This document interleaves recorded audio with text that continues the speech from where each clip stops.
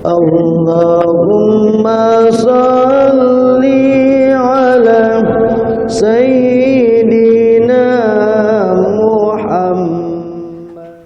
Bismillahirrahmanirrahim. Assalamualaikum warahmatullahi wabarakatuh. Innal hamdalillah nahmaduhu wa nusalli wa nusallim ala rasulihil karim, amma ba'du. Hadirin yang berbahagia, dalam kesempatan ini masih kita lanjutkan taklim kita di bab anjuran zuhud dan qanaah pada hadis yang ke-6 tentang tanda-tanda ulama akhirat. Kita akan lanjutkan pada tanda-tanda ulama akhirat yang ke-9. Tanda-tanda ulama akhirat yang ke-9 adalah setiap gerak dan diamnya mencerminkan perasaan takut kepada Allah, kesan keagungan Allah dan ketinggian Allah tampak dalam setiap tingkah lakunya, kebiasaannya, bicaranya, dan diamnya, sehingga dari gerak-geriknya dapat diketahui keadaan mereka. Dengan melihat wajah mereka, kita akan ingat kepada Allah. Ketenangan, kewibawaan, dan tawaduk telah menjadi tabiat mereka. Mereka menghindari bicara sia-sia, perkataan kotor, dan membicarakan yang dibuat-buat.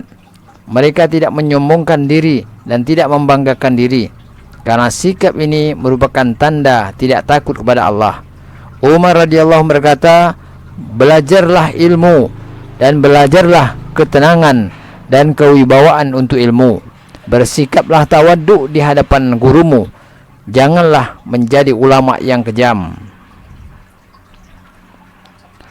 Rasulullah bersabda, orang terbaik dari umatku adalah orang yang jika tinggal di tengah orang banyak merasa senang dengan keluasan rahmat Allah, dan ia menangis takut kepada azab Allah dalam kesendirian. Tubuhnya berada di atas bumi, tetapi hatinya berhubungan dengan langit. Seorang bertanya kepada Rasulullah, amal apakah yang paling mulia? Rasulullah bersabda, menghindari perkara-perkara yang tidak dibolehkan oleh syariat, dan lisanmu senantiasa basah oleh zikrullah. Seorang sahabat bertanya lagi, siapakah teman yang paling baik? Rasulullah bersabda, orang yang jika kamu lalai dari berbuat baik, ia akan mengingatkanmu, dan jika kamu berbuat baik, ia akan membantumu. Kemudian ditanya lagi, siapakah teman yang paling buruk? Rasulullah bersabda, orang yang jika kamu lalai dari berbuat baik, ia tidak mengingatkanmu, dan jika kamu sendiri mengerjakannya, ia tidak membantumu. Ditanya lagi, siapakah alim yang paling besar? Rasulullah bersabda, orang yang paling takut kepada Allah. Seseorang bertanya lagi, dengan siapakah kami harus banyak duduk? Beliau bersabda, orang yang dengan melihat wajah mereka akan ingat kepada Allah. Rasulullah bersabda, orang yang tidak akan mengalami kesusahan di akhirat adalah orang yang banyak mengalami kesusahan di dunia. Dan orang yang paling banyak tertawa di akhirat adalah orang yang paling banyak menangis di dunia. Tanda ulama akhirat yang ke-10 adalah selalu memperhatikan masalah yang berhubungan dengan amal, yakni amal itu boleh dikerjakan atau tidak, amal itu harus dihindari atau tidak, dan amal itu sia-sia atau tidak.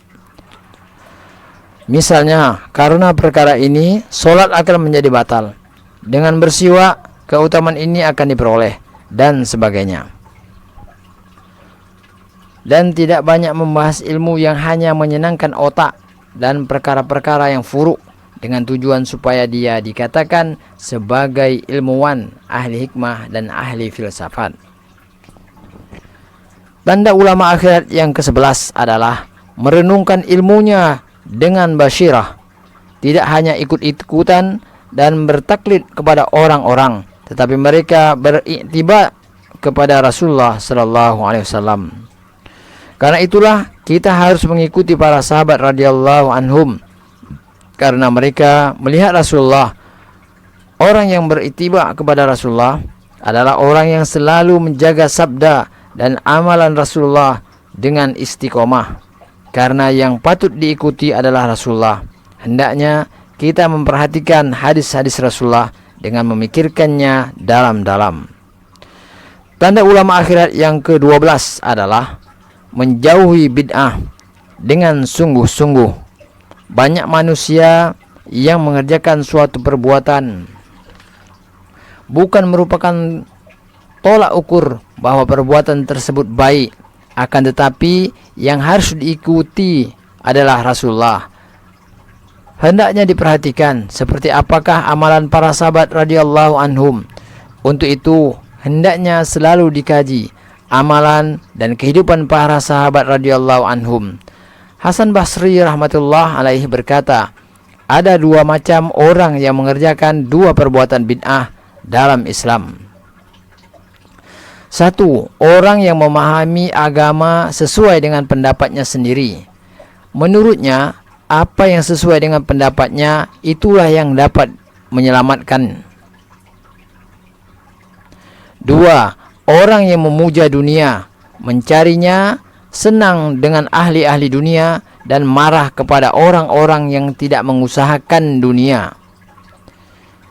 Tinggalkanlah dua golongan orang tersebut. Tempat mereka adalah neraka jahanam. Barang siapa yang dijaga oleh Allah dari dua perkara ini, ia adalah orang yang mengikuti orang-orang mulia yang mendahului mereka dan mengikuti jejak langkah mereka. Bagi mereka disediakan pahala yang besar.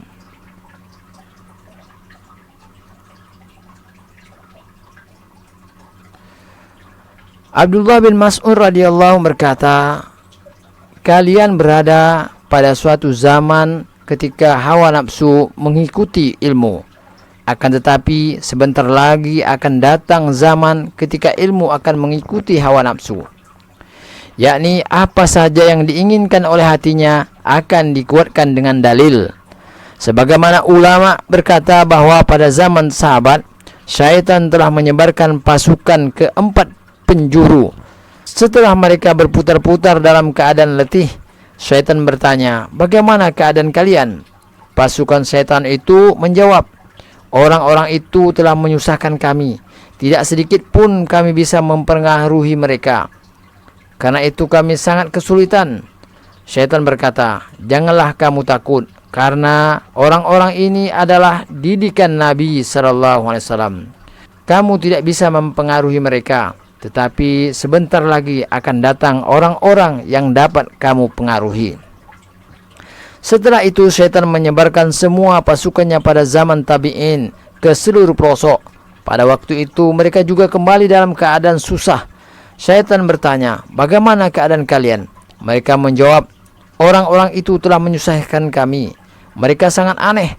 Tujuan kami telah sedikit berhasil, tetapi pada sore harinya mereka bertaubat, sehingga semua usaha kami sia-sia belaka. Syaitan berkata, jangan takut, sebentar lagi akan datang orang-orang yang menyejukkan pandanganmu. Mereka akan terperangkap dalam hawa nafsu, dan mereka menganggap apa yang mereka lakukan itu dalam agama Islam, sehingga mereka tidak mendapat taufik untuk bertaubat. Mereka menganggap bahwa kepicikan terhadap agama itu sebagai agama. Begitulah keadaan mereka. Syaitan telah memunculkan bid'ah-bid'ah untuk mereka yang mereka anggap sebagai agama. Maka bagaimana mungkin mereka akan mendapatkan taufik untuk bertaubat? Dalam buku ini, ke-12 tanda ulama akhirat tersebut dijelaskan dengan ringkas, sedangkan Imam Ghazali rahmatullah alaih menerangkannya dengan panjang lebar. Karena itu, para ulama harus merasa takut, terutama terhadap hari hisab, karena tanggung jawab mereka tentu lebih berat. Sesungguhnya hari hisab di akhirat sangat keras. Semoga Allah dengan limpah karunia-Nya menjaga kita semua dari panasnya hari itu. Alhamdulillah hadirin yang berbahagia, kita telah dengarkan taklim dalam bab anjuran zuhud dan qanaah tentang tanda-tanda ulama akhirat. Dan semoga apa yang kita dengarkan kali ini kita dapat mengambil pelajaran di dalamnya, Dan dengan kasih sayang Allah, kita berharap Allah berikan kekuatan pada kita untuk mengamalkan dan menyampaikannya pada saudara kita yang lain. Dan untuk sempurna majelis,